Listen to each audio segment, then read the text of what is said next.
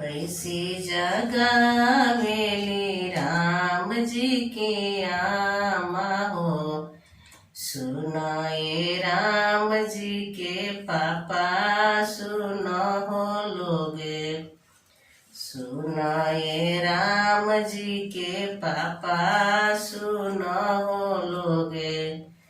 हमारा ही राम जोगे चैन न ले आवेले।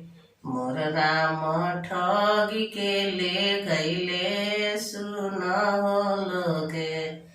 मोर बाबू ठग के ले गईले सुनो हो लोगे।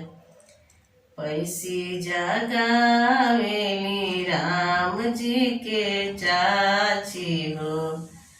सुनाए राम जी के चाचा सुनो हो लोगे। हमारा ही राम जोगे घड़ियों न ले आवेले। मोर हीरो ठग के ले गईले सुनो हो लोगे।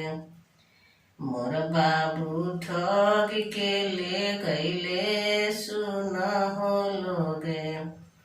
पैसी जगावेली राम जी के दीदी हो।